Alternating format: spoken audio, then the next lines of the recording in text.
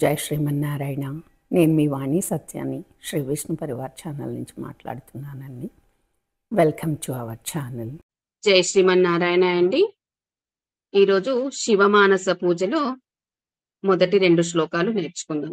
రత్నైః కల్పితమాసనం హిమజలై స్నానం చ దివ్యాంబరం నానారత్న విభూషితం మృగమదామోదాంకితం చందనం జాతి చంపక బిల్వపత్ర రచితం పుష్పం చ ధూపం తథా దీపం దేవదయానిధే పశుపతే హృత్కల్పితం గృహ్యతా. చైతన్య గారు ఒకసారి పద విభజన చూద్దాం. జై శ్రీమన్నారాయణ అండి. రత్నైః కల్పితమాసనం రత్నైః కల్పితమాసనం హిమజలై స్నానం చ దివ్యాంబరం హిమజలై స్నానం చ దివ్యాంబరం నానారత్న విభూషితం నానారత్న విభూషితం మృగమదా మృగమదా మోదాంకితం చందనం మోదాంకితం చందనం జాతి చంపక బిల్వపత్ర జాతి చంపక బిల్వపత్ర రచితం రచితం పుష్పం చ ధూపం తథా పుష్పం చ ధూపం తథా దీపం దేవదయానిధే దీపం దేవదయానిధే పశుపతే పశుపతే హృత్కల్పితం గృహ్యతాం. హృత్కల్పితం గృహ్యతాం. ఇప్పుడు సింగిల్ లైన్ చూద్దాము.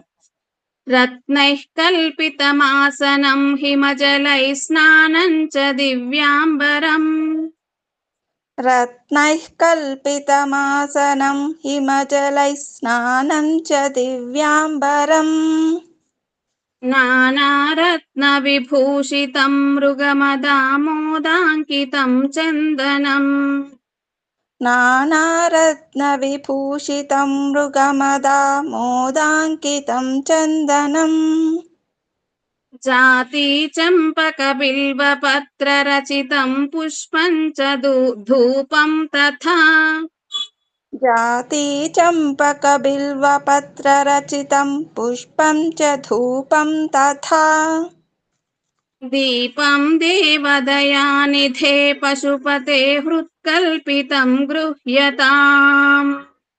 దీపం దేవదయానిధే పశుపతే హృత్కల్పితం గృహ్యతాం. ఇప్పుడు 2 లైన్స్ చూద్దాము. రత్నైః కల్పితమాసనం హిమజలై స్నానం చ దివ్యాంబరం నానారత్న విభూషితం మృగమదామోదాంకితం చందనం రత్నైః కల్పితమాసనం హిమజలై స్నానం చ దివ్యాంబరం నానారత్న విభూషితం మృగమదామోదాంకితం చందనం జాతి చంపక బిల్వపత్ర రచితం పుష్పం చ ధూపం తథా దీపం దేవదయానిధే పశుపతే హృత్కల్పితం గృహ్యతాం. జాతి చంపక బిల్వపత్ర రచితం పుష్పం చ ధూపం తథా దీపం దేవదయానిధే పశుపతే హృత్కల్పితం గృహ్యతాం. ఇప్పుడు మీరు నేను కలిపి పూర్తి శ్లోకం చదువుతాం.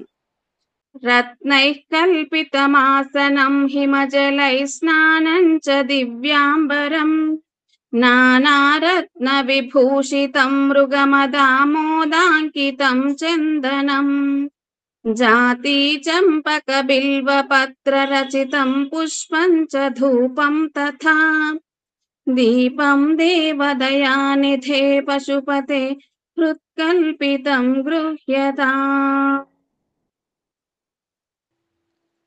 रत्नैः कल्पितमासनं हिमजलैः स्नानं च दिव्याम्बरं नानारत्नविभूषितं मृगमदामोदाङ्कितं चन्दनं जातिचम्पकबिल्वपत्ररचितं पुष्पं च धूपं तथा दीपं देवतया निधे पशुपते हृत्कल्पितं गृह्यताम्। ఇప్పుడు రెండవ శ్లోకము.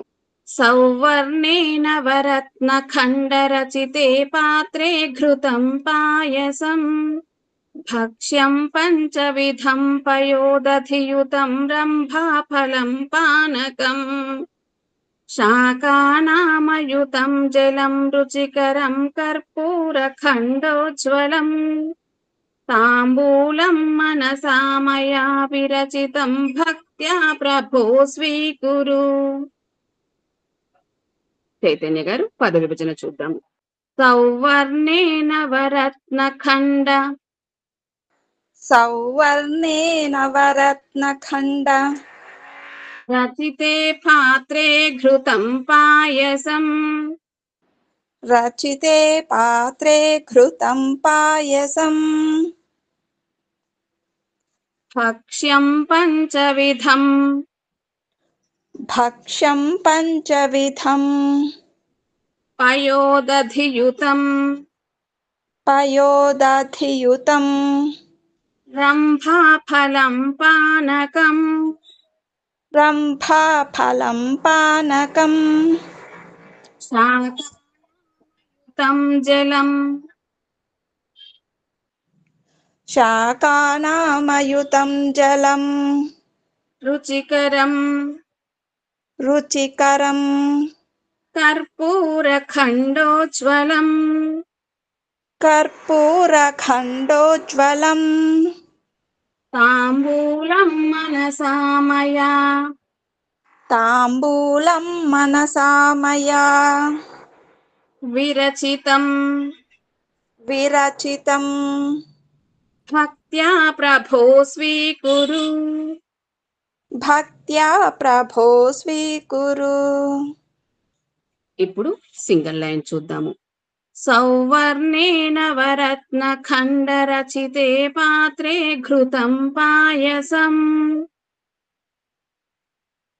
సౌవర్ణేన వరత్నఖండరచితే పాత్రే ఘృతం పాయసం భక్ష్యం పంచవిధం పయోదధియుతం రంభాఫలం పానకం భక్ష్యం పంచవిధం పయోదధియుతం రంభాఫలం పానకం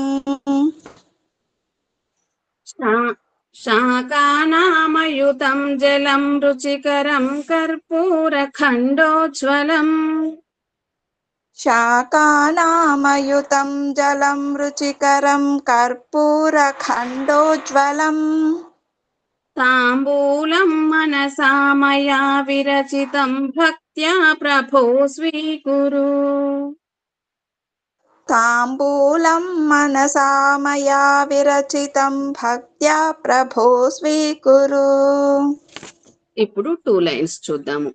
సౌవర్ణేన వరత్న ఖండరచితే పాత్రే ఘృతం పాయసం భక్ష్యం పంచవిధం పయోదధియుతం రంభాఫలం పానకం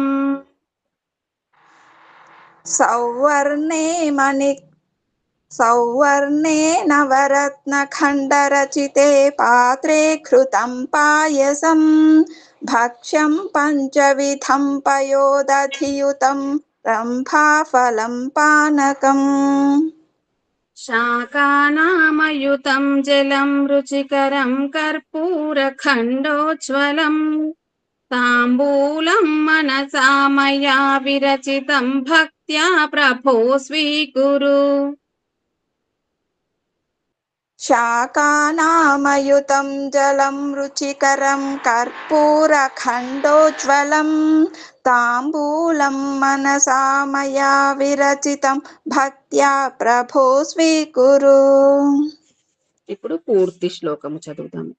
सौवर्णे नवरत्नखण्डरचिते पात्रे घृतं पायसम् भक्ष्यं पञ्चविधं पयोदधियुतं रम्भाफलं पानकम् शाकानामयुतं जलं रुचिकरं कर्पूरखण्डोज्ज्वलम् ताम्बूलं मनसा मया विरचितं भक्त्या प्रभो स्वीकुरु।